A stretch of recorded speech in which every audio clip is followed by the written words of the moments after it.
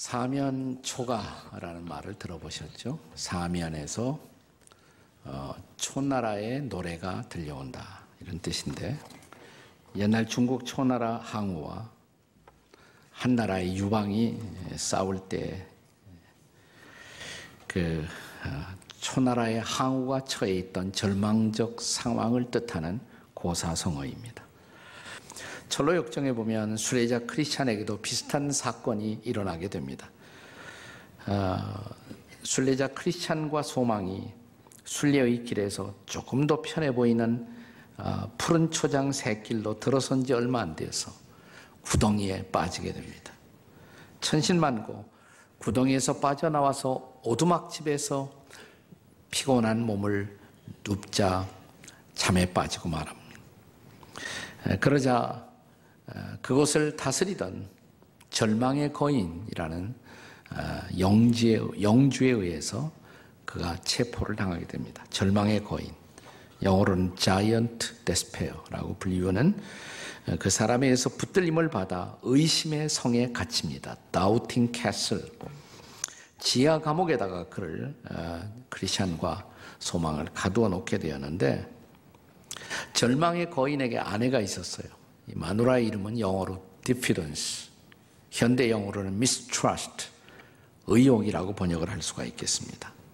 그가 와서 이 크리스찬과 소망에게 말하기를, 이 감옥에 들어온 사람치고 살아서 나간 사람이 없다고. 당신들은 어차피 여기서 죽을 운명인데 고통을 연장시키는 것보다도 차라리 자살하는 것이 좋은 선택이라고 종용을 하기 시작합니다.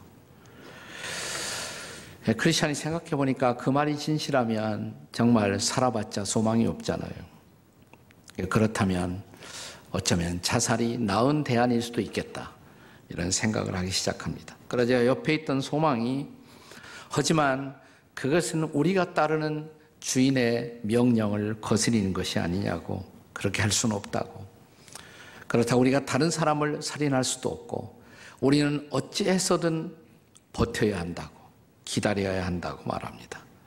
살 수도 죽을 수도 없는 상황, 이것이 바로 사면초가, 절망의 감옥 속에 갇히온 상황이었습니다.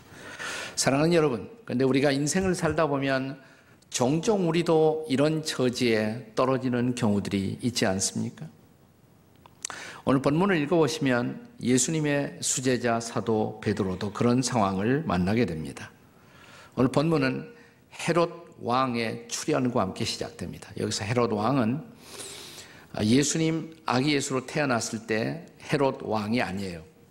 그 왕은 헤롯 대제라고 불리워지는데, 이 헤롯 대제의 손자가 되는 헤롯 아그리파 1세가 등장합니다. 그가 유다 땅을 다스리던 시대의 일입니다. 그때 요한의 형제, 예루살렘 교회의 지도자 야고보가 붙잡혀서 사형을 당하게 됩니다. 야고보를 죽인 그들은 의기양양해서 이번에는 기독교 공동체를 와해시키기 위해서 베드로를 체포하게 된 것입니다. 자, 야고보를 죽인 그들이 야고보보다 더 영향력 있는 베드로를 잡았으니 베드로를 그냥 살려두겠습니까? 이제 그를 죽이고자 하는 것은 분명한 계획이었습니다. 다만 무기오조리한 명절이 왔기 때문에 재판 과정을 위해서 잠시만 감옥에 가두게 된 것입니다. 자, 이제 꼼짝없이 베드로는 죽은 목숨이었습니다. 이때 베드로가 할 수 있는 일이 뭐가 있겠어요? 아무 할 일이 없어요. 죽음을 기다리는 수밖에. 사면초가의 상황이죠. 이 절망의 감옥 속에 갇혀 있었던 베드로, 그러나 하나님은 베드로를 그대로 두지 않았습니다. 거기에 기적의 손길을 내리십니다.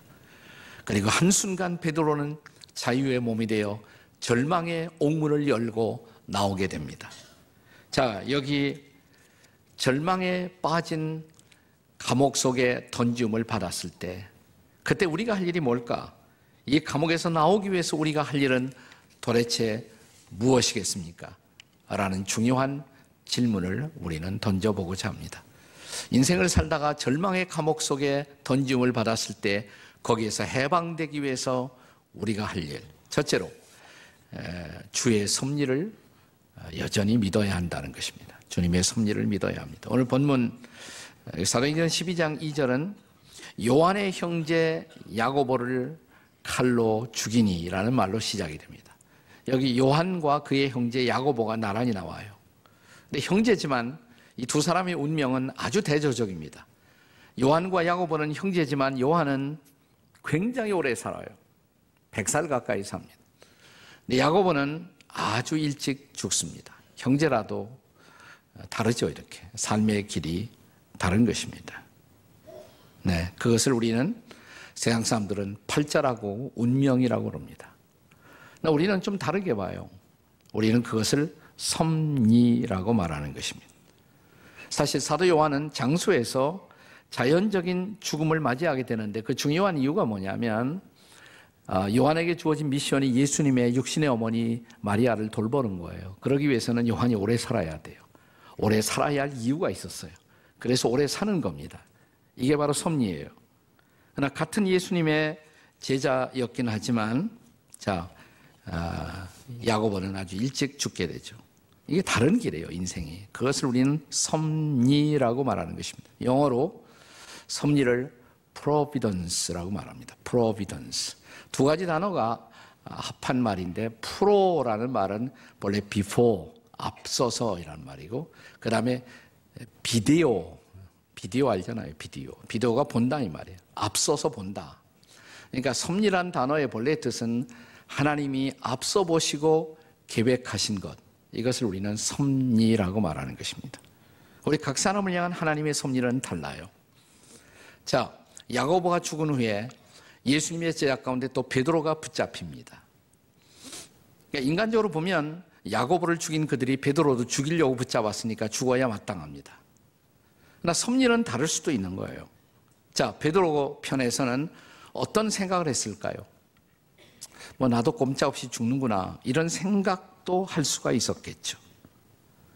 그러나 중요한 것은 우리가 정말 하나님의 섭리를 믿는 하나님의 백성이고 그리스도인들이라면 이럴 경우에라도 하나님의 선하신 섭리, 그의 섭리는 선하시다, 이걸 믿을 수 있어야 돼요. 로마서 8장 28절을 기억하십니까? 우리 다 같이 한번 읽겠습니다. 시작. 우리가 알거니와 하나님을 사랑하는 자 곧 그의 뜻대로 부르심을 입은 자들에게는 모든 것이 합력하여 선을 이룹니다. 모든 것이 합력해서 뭘 이룬다? 선을 이룬다. 하나님의 섭리는 선하다. 그는 합력해서 반드시 선을 이루어야 말 것이다. 지금은 아픔이고 지금은 고통이고 지금은 힘들지만 그 속에도 이 모든 것을 합력해서 선을 이루게 할 하나님의 뜻이 있다. 이걸 믿는다면 우리는 하나님의 섭리를 하나님의 선으로 받아들일 수가 있어야 한다는 것입니다. 저는 베드로에게 그런 믿음이 있었다고 생각해요. 그 증거가 뭐냐? 오늘 본문에 보면 이 감옥에 갇혀서 죽을 날을 기다리던 베드로가 그날 밤에 보면 쇠사슬에 매여서 있는데 감옥에서 자고 있었다. 6절에 이렇게 말합니다. 자고 있었다. 그 지경, 지금 내일일지 모레일지 그가 죽을 날이 언제일지 모르는데 잠을 잤다는 거예요. 둘 중에 하나일 것입니다. 하나는 자포자기하면 에라 모르겠다, 될 대로 되라, 잘 수도 있는 거고, 또 하나는 뭐냐면 내가 믿는 하나님이 살아계신데 하나님이 알아서 하시겠지, 하나님께 다 맡기고 잘 수도 있어요. 근데 같은 잠을 자지만 두 가지 종류의 다른 잠이 있어요. 포기하고 자버리는 잠도 있고 섭리를 믿고 자는 잠도 있습니다. 어젯밤에 다 잘 주무시고 오셨지만 두 가지 종류가 있습니다. 에이, 또 밤이로구나, 자빠져 자자, 그러고 주무신 분들도 있고, 또 어떤 분들은 하루를 잘 주셔서 감사합니다, 이 밤의 안식을 위해서 다시 주님 앞에 나를 맡깁니다. 그리고 주 앞에 맡기고 오늘 아침 하나님 또 새 생명 주셨군요, 그리고 나와서 앉아있는 사람 보면 얼굴 때깔이 달라요. 네, 이게 운명을 믿는 사람과 섭리를 믿는 사람의 차이입니다. 옆에 사람에게 운명을 믿으십니까? 섭리를 믿으십니까? 한번 물어보시겠어요? 시작. 운명을 믿으십니까? 섭리를 믿으십니까? 이런 거 해도 대답도 없고 그냥 커 있는 사람, 예. 이게 다 운명론자들이에요. 운명론자들. 네, 철로역정에 보면 자, 이 절망의 감옥에 갇힌 이 상황에서 자, 하나님의 섭리를 좀 더 견고하게 믿고 있었던 사람들은 사실은 크리스찬이 아니라 소망이었어요. 크리스찬과 소망이 같이 갇혔는데 크리스찬은 이 절망의 거인의 아내의 말을 듣고 자살을 고려하거든요. 근데 옆에 있던 소망이 이렇게 말합니다. 우리의 운명이 어떻게 맺어질지 그걸 결정하는 것은 절대로 절망의 거인이 아니라고. 네, 우리의 마지막 삶의 모습을 결정하는 것은 그분이라고. 태도가 다르죠. 네, 그러니까 우리는 자살하기보다 섭리를 믿고 기다려야 한다고. 소망이 훨씬 나요. 내 주변에 나보다 더 믿음이 좋은 사람이 함께 있다는 것은 이래서 축복인 것입니다. 자, 그래서 자살의 미혹을 거부하고 마침내 이 두 사람은 소망을 갖게 됩니다. 자, 이 철로역정의 저자 버냐는 바로 이 대목에서 이런 말을 기록하고 있습니다. 크리스찬이 소망의 말을 듣고 그 마음을 진정시킬 수가 있었다. 이렇게 내 옆에 희망을 갖고 사는 사람, 믿음을 갖고 사는 사람이 내 곁에 있다는 것은 얼마나 축복인지 몰라요. 항상 비관하고 항상 불평하는 사람이 내 곁에 있는 것이 아니라 희망을 갖자고, 그분은 살아계시다고. 자, 이런 순례자 친구가 내 곁에 있는 사람, 그는 복받은 사람입니다. 옆에 있는 사람 보고 내게 축복이 되어 주셔서 감사합니다. 이렇게 한번 얘기해 보세요. 옆에 사람에게 내게 축복이 되어 주셔서 감사합니다. 어떤 사람은 속으로 입에 침이나 바르고 그 소리 해라, 뭐 그럴 사람이 있을지도 모르겠어요. 예. 자, 우리 신앙의 선배들이 이런 상황 속에서 언제나 붙잡았던 말씀을 나는 이 절망의 감옥 속에서도 이 순례자들이 붙잡았다고 생각해요. 예컨대 마태복음 24장 13절의 말씀 다 같이 읽겠습니다. 시작. 끝까지 견디는 자는 구원을 받으리라. 믿으십니까? 네, 소망 있는 사람은 견딜 수가 있어요. 그렇기 때문에 또 견디려면 우리는 하늘의 섭리를 믿어야 돼. 하나님의 섭리는 선하시다. 물론 상황은 나에게 불리하지만, 상황은 아프지만 하나님의 섭리는 선하시다. 주의 주권적인 선한 섭리, 그 섭리를 믿고 사는 여러분과 제가 되시기를 주의 이름으로 축복합니다. 자, 절망의 감옥에 갇힌 자들이 할 일 두 번째, 간절한 기도가 필요합니다. 사도행전의 상황 속에서 베드로가 이 절망의 감옥에 갇힌 것을 보고 초대교회가 할 수 있었던 일이 뭘까요? 초대교회, 그 당시의 초대교회에게 가능할 수 있었던 액션 플랜, 몇 가지 가능한 어떤 플랜이 있을 수가 있습니다. 첫째는 헤롯이 뇌물을 좋아하니까 우리 뇌물을 좀 줘갖고 베드로를 살려보자, 뭐 그런 처방도 있을 수가 있고, 혹은 우리 기독교 공동체 안에도 힘께나 쓰는 날쌘 사람들이 있으니까 우리 비상돌격 구조대라도 조직해서 감옥을 깨고 베드로 사도를 구출해 오자, 뭐 이런 계획도 가능할 수 있었겠죠. 그때 초대교회가 선택한 플랜은 뭐였습니까? 5절입니다. 본문의 5절을 다 같이 읽겠습니다. 시작. 이에 베드로는 옥에 갇혔고 교회는 그를 위하여 간절히 하나님께 기도하더라. 네. 예루살렘 교회, 초대교회가 선택한 것은 간절한 기도였어요. 우리 모이자, 교회로 모여서 이럴 때일수록 기도하자. 그들은 간절한 기도를 선택한 것입니다. 여기서 간절히라는 단어, 에크네테이네스라는 이 단어는 영어로 번역할 때 여러 가지로 번역이 가능하지만 제가 제일 좋아하는 번역은 원문에 가까운 번역, 이런 단어가 아닐까 생각해요. intensely 혹은 fervently. 이것은 우리의 진을, 에너지를 다 소모해서 한다 이 말이에요. 그게 간절한 기도예요. 정말 내가 목숨을 걸듯 내 목숨의 불꽃이 다하기까지 간절한 기도. 여러분, 일반적 상황은 일반적 기도가 필요합니다.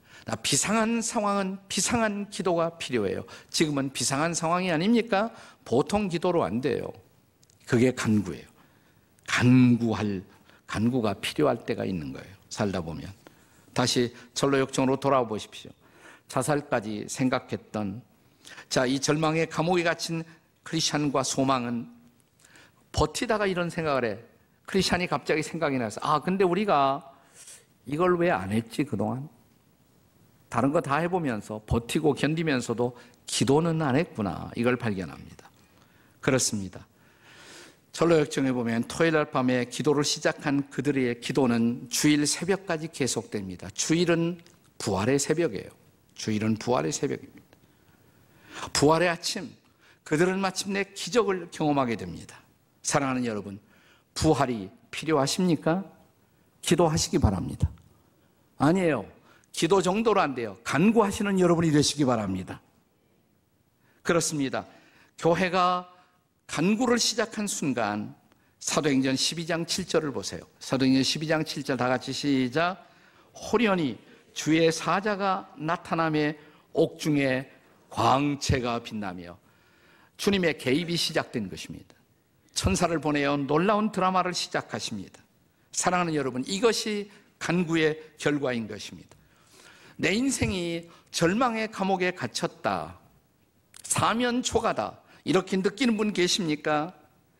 그렇다면 오늘이야말로, 지금이야말로 간구할 때인 것을 믿으시기 바랍니다.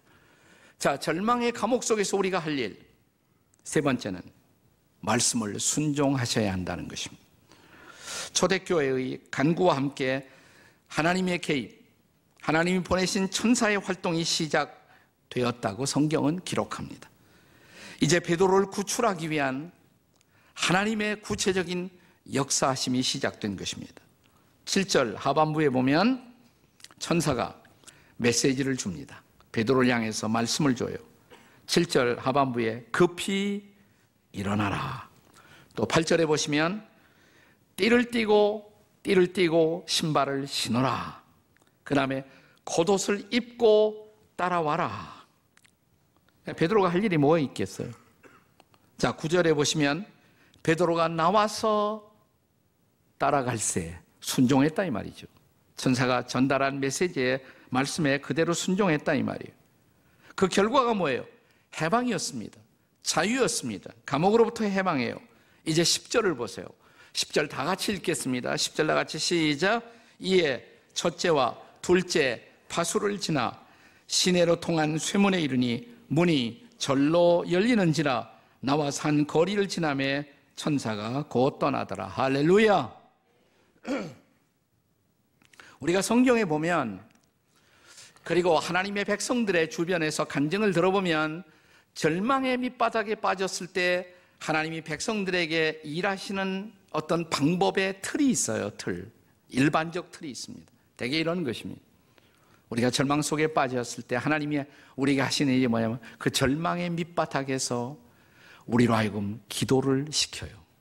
그래서 기도 안 했던 사람들도 그때 비로소 기도를 시작합니다. 그러니까 둘 중에 하나예요. 그 절망에 빠지기 전에 미리 기도하는 사람이 있고, 절망 속에 빠지고 나서 할 수 없이 그때 기도를 시작하는 사람이 있고, 둘 중에 하나입니다. 여러분은 어떻게 되기를 원하십니까? 진짜 감옥에 갇히고 신앙이 좋아지는 사람 많이 있어요. 감옥에 갇혀서 기도를 배우고 말씀도 배우고 신앙이 새로워지고. 네. 그렇다고 감옥에 간 일이 좋은 일입니까? 감옥에 가서 늦게라도 거기서 신앙을 붙잡게 된 것은 다행스러운 일이지만 감옥 가기를 원하세요? 둘 중에 하나라고요. 일찌감치 기도하시겠습니까? 감옥 가서 기도하시겠습니까? 옆에 사람에게 한번 물어보시겠습니다. 다 같이 시작. 일찌감치 기도하시겠습니까? 감옥 가서 기도하시겠습니까? 전혀 반응이 없는 사람, 그냥 갔다 와야 돼. 그 인간은 갔다 와야 돼. 네. 예. 근데 기도하시면서 동시에 반드시 하나님의 백성들에게 우리가 기도할 때 주시는 것이 있어요. 약속의 말씀이에요. 기도하고 말씀 받고 그 말씀 붙들고 일어서는 바로 그 순간 이제 기적은 시작되는 것입니다. 철로 역정을 보세요. 자, 크리스찬이 간구를 시작하자 동이 터요. 부활의 아침에 동이 터옵니다. 그리고 그때 비로소 결정적인 생각이 나요. 아, 그렇지. 이럴 때를 위해서 그분이 나에게 말씀하셨는데 하나님이 나에게 내 품에 열쇠를 주신다고. 내가 어렵고 힘들 때 약속의 열쇠, 프라미스라고 불리워지는 열쇠, 약속의 열쇠. 이 열쇠를 가지면 내가 탈출하지 못할, 열지 못할 상황이 없다고 말씀하셨는데 내가 왜 그 키를 잊어버리고 살았지? 약속의 열쇠를 잊어버리고 살았던 자신을 발견해요. 아, 여기 약속의 열쇠가 있었는데. 그러자 옆에 소망이, 아, 그래요? 그럼 빨리 확인해 보십시다. 열쇠를 가지고 감옥에 닫힌 자물쇠를 딱 열어보니까 빗장이 풀리는 거예요. 네. 그리고 문짝 돌조기가 막 돌아가요. 문이 확 열려요. 자유였습니다. 얼른 튀어나가 달려갑니다. 이 절망의 거인의 영지를 벗어나 그들이 마땅히 갔어야 할 그 길, 왕의 대로로 그들은 다시 돌아오게 되었습니다. 할렐루야. 이게 하나님의 방법이에요. 여러분, 눈물의 선지자를 기억하십니까? Weeping Prophet 예레미야. 유대 나라가 망해가는 이 마지막 시점 속에서 쓰셨던 선지자 예레미야. 예, 그도 감옥에 갇혔어요. 그러나 감옥에서 그는 놀라운 하나님의 말씀을 붙들었습니다. 그리고 그는 감옥 바깥에 있는 사람들에게 그 절망의 시대를 벗어나는 위대한 약속의 말씀을 주셨습니다. 그 말씀이 뭐예요? 예레미야 33장 3절. 이 말씀이 너무 유명하기 때문에 옛날 우리 신앙의 선배들은 다이알 333 그랬어요. 다이알 333 돌리시면 돼. 어려울 때.